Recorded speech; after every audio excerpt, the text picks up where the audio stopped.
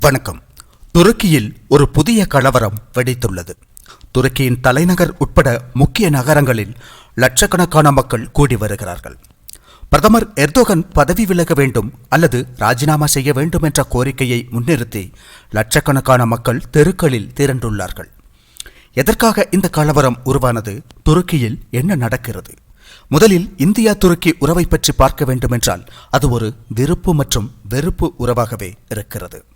துருக்கி அதிபர் எர்தோகன் இந்தியாவுடன் ஒரு மிக சிக்கலான உறவை பேணி வருகிறார். உதாரணமாக, காஷ்மீர் பிரச்சினை தொடர்பாக அவர் ஒரு கட்டத்தில் ஐக்கிய நாடுகளிலும் இந்தியாவிற்கு எதிராக பேசியுள்ளார். அதோடு பாகிஸ்தானுக்கு வெளிப்படையாக ஆதரவும் தெரிவித்துள்ளார். ஆனால் பின்னர் துருக்கியில் ஒரு நிலநடுக்கம் ஏற்பட்ட போது இந்தியா உடனடியாக உதவிக்கு ஓடிச் சென்றது. முதலில் உதவிக்கு ஓடிச் சென்ற நாடுகளில் ஒன்றாக இருந்தது இந்தியாவும். துருக்கிக்கு தேவையான அனைத்து உதவிகளையும் இந்தியா விரைவாக வழங்கியிருந்தது. அதன் காரணமாக துருக்கியின் இந்தியாவுடனான அணுகுமுறையில் பெரிய மாற்றம் ஏற்பட்டது. அதற்கு முன்பு இந்தியா துருக்கி இடையேயான பல வர்த்தக ஒப்பந்தங்கள் ரத்தாகி இருந்தன. இரண்டு நாடுகளுக்கும் இடையிலான வர்த்தகம் நிறுத்தப்பட்டது. அதற்கு காரணம் காஷ்மீருக்கு ஆதரவளித்த துருக்கிக்கு எதிராக இந்தியா நடவடிக்கை எடுத்தது என்பதுதான். ஆனால் அந்த உறவுகள் மோசமாக இருந்தபோதே துருக்கியில் நிலநடுக்கம் ஏற்பட்டது. இந்தியா துருக்கிக்கு உதவி செய்தது. இந்தியாவின் உதவி துருக்கிக்கு அவர்கள் எதிர்பார்த்ததை விட மிகவும் பயனளித்தது. அதன் பின்னர் எர்தோகன் தனது நய வழியில் மாற்றத்தை கொண்டு வந்தார். G20 மாநாட்டில் கலந்து கொள்ள அவர் இந்தியாவிற்கு வருகை தந்தார். எர்தோகன் இந்தியாவின் ஐக்கிய நாடுகள் பாதுகாப்பு கவுன்சிலின் நிலையான உறுப்பினராக மாறும் கோரிக்கைக்கு தொடர்ந்து ஆதரவு தெரிவித்து வந்தார். மேலும் இந்தியாவுடனான உறவுகள் மேம்பட்டன. அப்படி இருக்க, இந்தியா மத்திய கிழக்கு ஐரோப்பா பொருளாதார வழிச்சாலை திட்டம் அறிவிக்கப்பட்ட போது அதில் துருக்கி தவிர்க்கப்பட்டிருந்தது. அதனால் எர்தோகன் அதிருப்தி அடைந்தார். துருக்கியை தவிர்த்துவிட்டு அத்தகைய ஒரு திட்டம் சாத்தியமல்ல என்று எர்டோகன் கூறியது மீண்டும் முருகல் போக்கை உருவாக்கியது.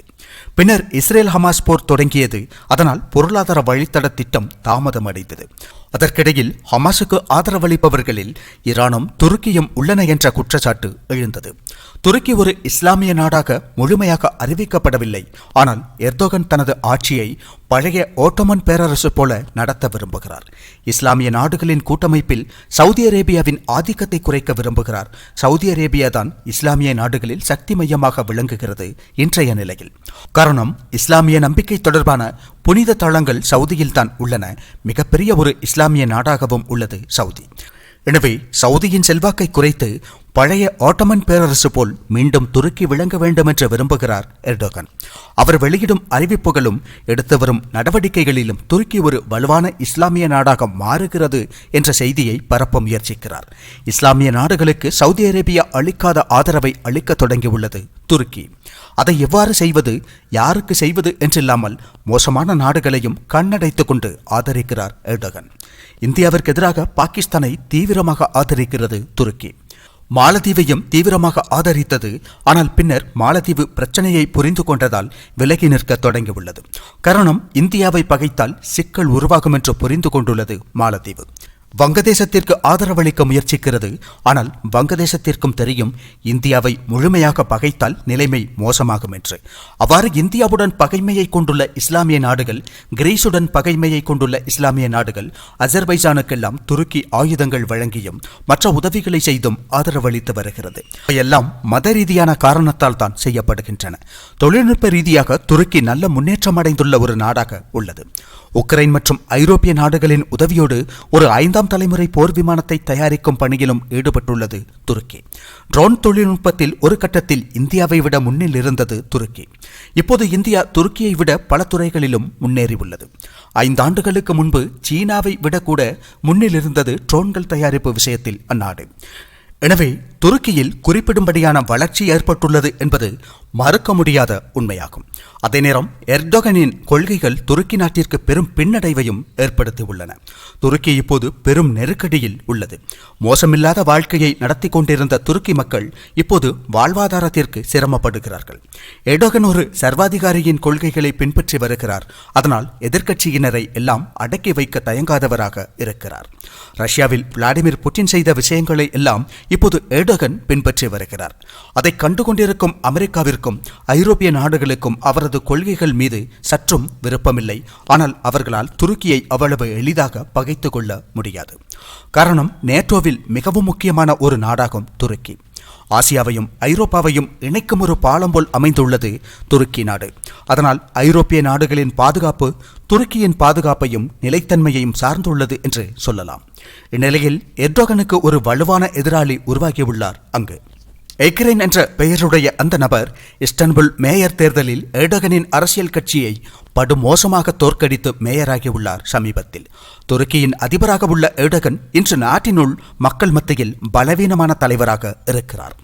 காரணம், அவரது கொள்கைகள் துருக்கியை பொருளாதார வலிமையை பெரிதும் பாதித்துவிட்டது என்று கருதுகிறார்கள் மக்கள். அதனால் அவருக்கு நிகரான வலுவான ஒரு தலைவரின் தேவை உள்ளது அங்கு. அந்த எதிர்பார்ப்பை பூர்த்தி செய்யும் விதத்தில் மேயராக வந்த எக்ரைனை அவர் தீவிரவாத செயல்களில் ஈடுபடுகிறார், ஊழலில் ஈடுபடுகிறார் என்று கூறி கைது செய்துள்ளது எர்டோகன் அரசு. மிகுந்த அழுத்தத்தில் இருந்த துருக்கி மக்கள் கடும் ஆத்திரத்திற்கு உள்ளாகியுள்ளார்கள். வெடித்து சிதறிய கோபத்தின் அடையாளமாக 1000, 10,000 என்பதை தாண்டி லட்சக்கணக்கானவர்கள் தெருவில் இறங்கி போராடி வருகிறார்கள். அவ்வாறு தெருக்களில் இறங்கி போராடிய மக்களை தெரு தீவிரவாதம் நடத்துகிறார்கள் என்று பேசியுள்ளார் எர்டோகன். அதை கேட்டபோது மக்கள் மேலும் பொங்கி எழ தொடங்கிவிட்டார்கள். பொதுவாகவே போராட்டத்திற்கும் வீரியத்திற்கும் பெயர் பெற்றவர்கள் துருக்கி மக்கள். துருக்கியில் நடந்த புரட்சியை பற்றி அனைவரும் படித்திருக்க வாய்ப்புள்ளது. அதனால் அவரது வாய்க்கொழுப்பின் காரணமாக போராட்டம் மேலும் தீவிரமடைந்துள்ளது. எர்டோகன் தலைமறைவாக இருக்கிறார் என்றும் நாட்டை விட்டு தப்பியுள்ளார் என்றும் செய்திகள் வெளிவருகின்றன. ஆனால் அவர் நாட்டை விட்டு சென்று விட்டார் என்று சொல்வது உண்மையாக இருக்க வாய்ப்பில்லை. இப்போதும் அவருக்கு பாதுகாப்பான சூழல்தான் அங்கு உள்ளதென்பதில் சந்தேகமில்லை. எனவானாலும் அவரது பழைய அதிகார நிலை மாறி உள்ளது. அவரது நிலைமை மோசம் என்பதில் மாற்று கருத்தில்லை. ஒரு தேர்தல் நடக்கும்போது அவருக்கு எந்த செல்வாக்கும் இல்லை என்பது தெளிவாகி உள்ளது. துருக்கி ஒரு முழுமையான சர்வாதிகார நாடாக மாறிவிட்டது என்றும் மக்களுக்கான பல சுதந்திரங்களும் இனி மறுக்கப்படும் என்றும் மக்கள் மத்தியில் பரவலான கருத்து நிலவுகிறது. ஏராளமான ஊழல் குற்றச்சாட்டுகள் அவரது அரசுக்கு எதிராக முன்வைக்கப்பட்டு வருகின்றன. அவரது மோசமான வெளியுறவு கொள்கைகளை பற்றி ஏராளமான விமர்சனங்கள் உள்ளன. மனித உரிமைகள் தொடர்பாக பல குற்றச்சாட்டுகள் உள்ளன. அவரது பொருளாதார கொள்கைகள் நாட்டில் பெரும் தாக்கத்தை ஏற்படுத்தியதான மதிப்பீடுகள் உள்ளன. ஊடகங்களை தணிக்கைக்கு உள்ளாக்கியது அவருக்கு பெரும் பின்னடைவை ஏற்படுத்தியுள்ளது. ஜனநாயக அமைப்புகளையே அவர் சிதைக்க முயன்றது அவருக்கு சிக்கலாக மாறியுள்ளது. அவ்வாறு மொத்தத்தில் சிக்கி தவிக்கும் எர்டோகனுக்கு அமெரிக்கா மற்றும் ஐரோப்பிய நாடுகளின் ஆதரவு கிடைக்காது என்ற நிலை உள்ளது. அதோடு பல நாடுகளின் உளவு அமைப்புகள் எர்டோகன் அரசுக்கு எதிராக நகர்வுகளை மேற்கொள்ள வாய்ப்புள்ளது. அதற்கு காரணம் எர்டோகனின் கொள்கைகளும் செயல்பாடுகளும் தான்.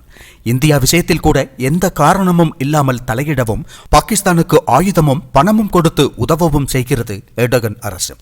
மற்றொரு விஷயம், துருக்கி ட்ரோன் தொழில்நுட்பத்தில் அதிவேகத்தில் வளர்ச்சியடைந்து வருகிறது. அது தங்களுக்கு அச்சுறுத்தல் என்று சில நாடுகள் கருதுகின்றன. அது எந்த நாடுகள் என்பதை நாம் சொல்லவில்லை. 5ஆம் தலைமுறை போர் விமானம் தயாரிப்பதற்கான துருக்கியின் முயற்சியை அமெரிக்காவும் ஐரோப்பிய நாடுகளும் கூட தங்களுக்கு அச்சுறுத்தலாக பார்க்கின்றன. எர்டோகனை போன்ற சர்வாதிகார சிந்தனை உள்ள ஒரு நபர் அதிகாரத்தில் இருக்கும்போது அந்த நாடு அதிக வலிமை அடைந்தால் அது மற்ற நாடுகளுக்கு அச்சுறுத்தல் என்று பல நாடுகள் கருதுகின்றன. இந்நிலையில்தான் இந்த பெரும் போராட்டம் வெடித்துள்ளது. அனைத்தும் எர்டோகன் அவராகவே உருவாக்கி கொண்டவையாகும். அந்த மேயரை கைது செய்யாமல் இருந்திருந்தால் இதுபோன்றதொரு போராட்டம் நடந்திருக்காது. போராட்டம் தொடங்கிவிட்ட நிலையில் அது அமர்ந்து விடாமல் பல உளவு அமைப்புகளும் அதில் எண்ணெய் ஊற்றிக்கொண்டே இருப்பார்கள் என்பதில் சந்தேகமில்லை. உடனடியாக எர்டோகன் அதிகாரத்திலிருந்து வெளியேறி விடுவார் என்று சொல்லவில்லை. ஆனால் அவரது அரசியல் எதிர்காலத்திற்கு அவராகவே செதுக்கிய ஒரு பெரிய ஆப்பை வைத்துள்ளார் என்றுதான் சொல்ல வேண்டும்.